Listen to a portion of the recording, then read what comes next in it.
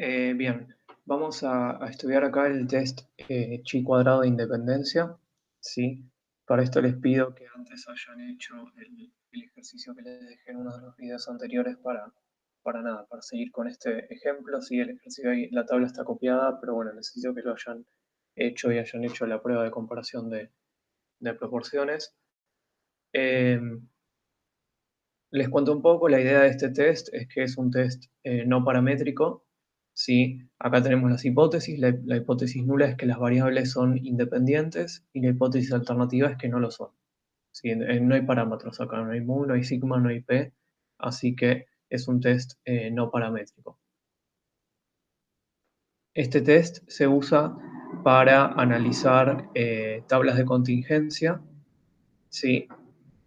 Entonces,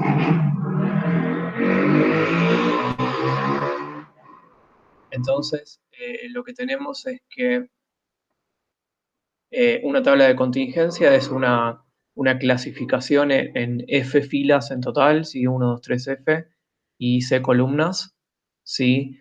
Y la idea es que, nada, acá tenés, no sé, pueden ser grupos de edad, entonces el grupo 1 será, no sé, de 0 a 10, el grupo 2 de 10 a 20, el grupo 3 de 20 a 30 y así sucesivamente. Y en las columnas tendremos otra clasificación, puede ser el género, ¿sí? 1 y 2 según el género, y tenemos clasificadas a las personas o lo que estemos tomando en en un cuadro de dos entradas, de acuerdo con dos variables, ¿sí? Y lo que queremos analizar es si esas variables son independientes o no lo son, ¿sí? Entonces la prueba de hipótesis dice que son independientes, y si encontramos suficiente evidencia, podremos rechazar esa hipótesis nula y decir que no son independientes, ¿sí?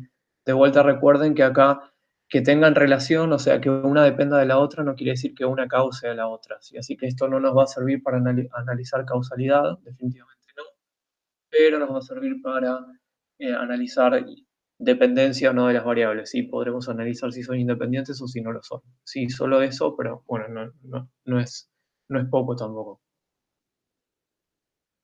Entonces, el estadístico de prueba lo vamos a definir de esta forma, donde O son las frecuencias observadas, que es lo que yo veo, ahora vamos a hacer el ejemplo, y E son las frecuencias esperadas, ¿sí? Las frecuencias esperadas es lo que yo esperaría si fuera cierto que las variables son independientes, y eso es algo que tenemos que calcular.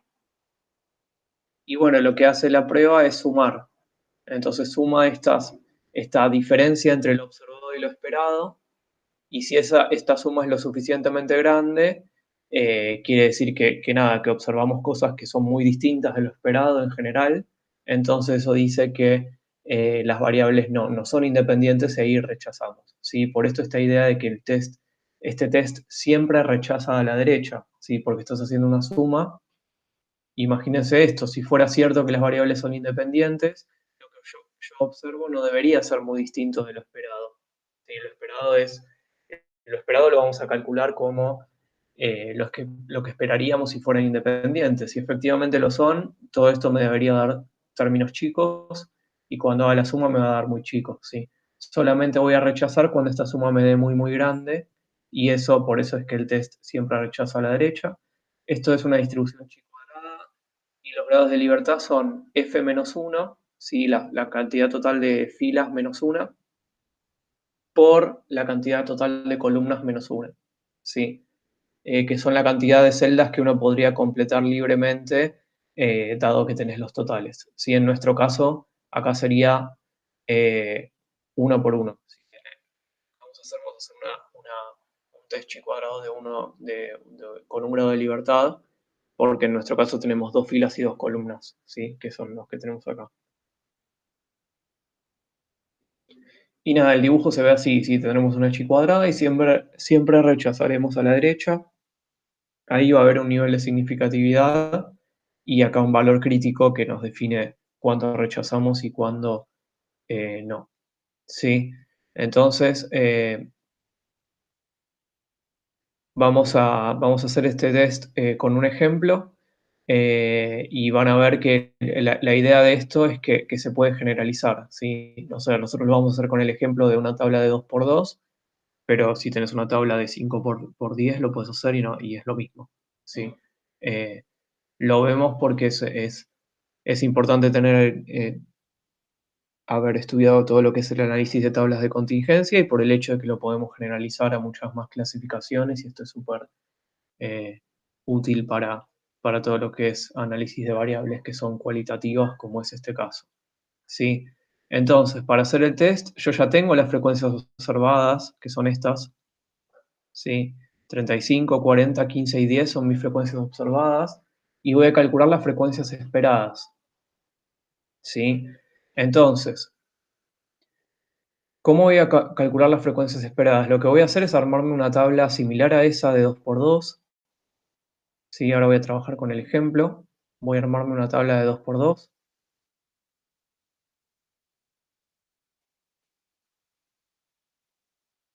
¿Sí? Y voy a preguntarme, bueno, ¿qué debería esperar en la primera celda si fueran independientes? ¿Sí? Si el turno fuera independiente de usar o no dispositivos electrónicos, que era la aplicación que habíamos visto en el ejemplo anterior. Entonces, lo que voy a hacer es volver a lo que sé de probabilidad. ¿Cuál es la probabilidad de ser del turno mañana? Turno mañana. Esa probabilidad es 0,5. ¿Por qué? Porque hay 50 personas en el turno mañana dividido por 100. ¿Sí? ¿Cuál es la probabilidad de usar dispositivos? Usar los dispositivos electrónicos. Esa probabilidad es 0,75.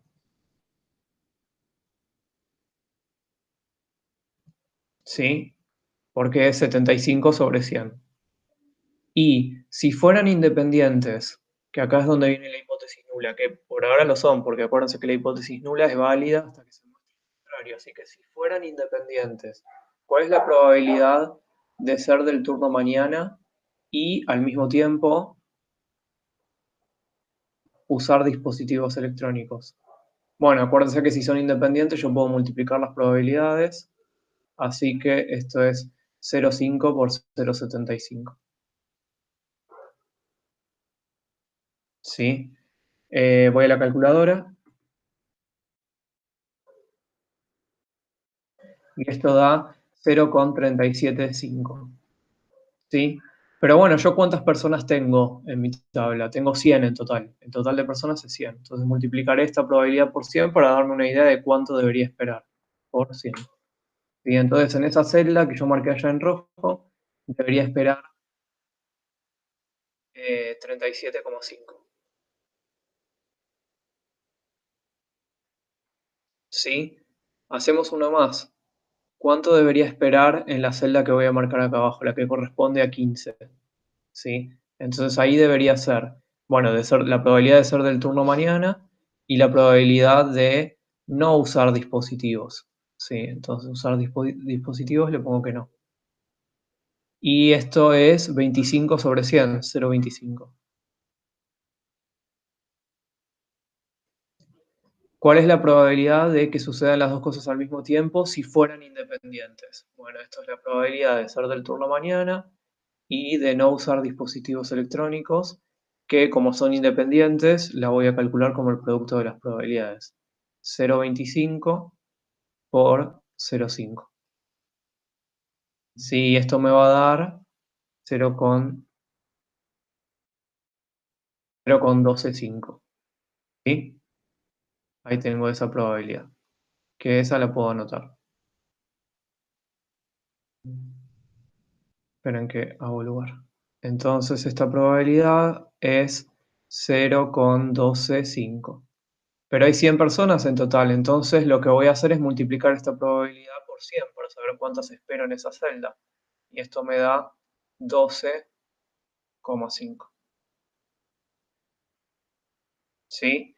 Y ahí tengo el otro valor que corresponde a lo que yo debería esperar si fueran independientes.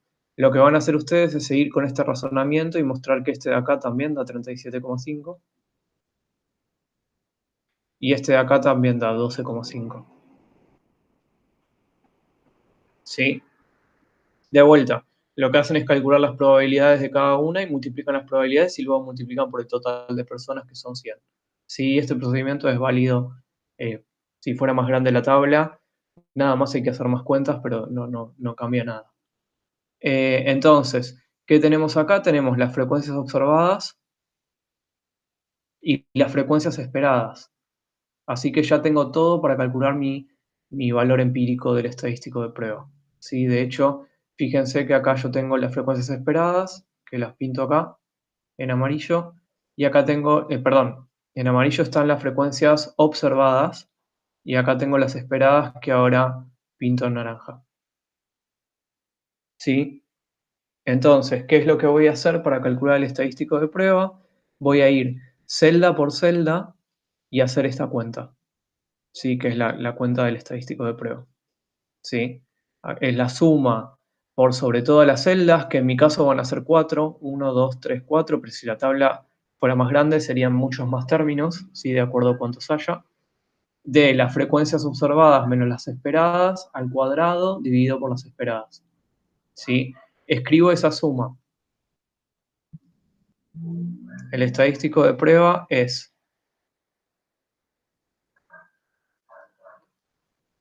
la suma, acuérdense, sobre todas las celdas de las frecuencias observadas menos las esperadas al cuadrado dividido por las esperadas. Entonces, en la primera celda observo 35, pero espero 37,5. Entonces, la primera celda será 35 menos 37,5 al cuadrado dividido por 37,5. Más, segunda celda, observo 40, pero espero ¿cuántas? Espero 37,5, entonces 40 menos 37,5 dividido 37,5, ¿sí? Ahí hay un cuadrado, recuerdo.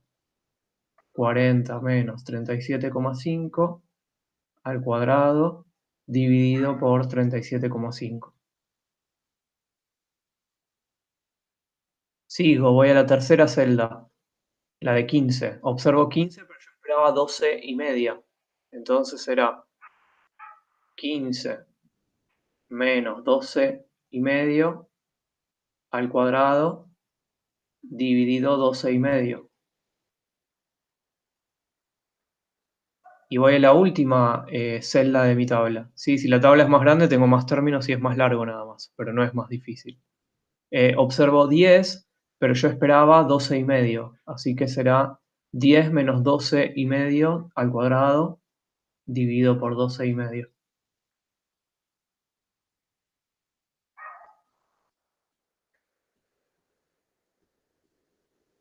¿Sí? Y nada, lo que hay que hacer acá es hacer toda esta cuenta. ¿Sí? Que en mi caso ya resolví. Esto es la diferencia entre observado y lo esperado al cuadrado dividido lo esperado. Sí, que acá tengo todos esos términos, acá pueden verificar que después les dé esto. Y si hacen esta suma les da 1,33. ¿Sí? Entonces el estadístico de prueba es 1,33 y bueno, esto sigue. ¿Sí? Y ahí tenemos el estadístico de prueba de esto. Lo que vamos a hacer es calcular el p-valor. Si nosotros sabemos que esto tiene distribución chi cuadrado, que este estadístico de prueba en general tendrá distribución chi cuadrado con un grado de libertad. ¿Por qué un grado de libertad? Porque en mi tabla de contingencia, la que estoy usando del ejemplo, tengo dos filas y dos columnas. ¿Sí? La de los totales no la cuenta. Entonces será 1 por 1, 1, y esa es la cantidad de grados de libertad. Eh, entonces lo que voy a hacer es calcular el p-valor y voy a decidir usando ese criterio. ¿Sí? Entonces me dibujo una distribución chi cuadrada con un grado de libertad,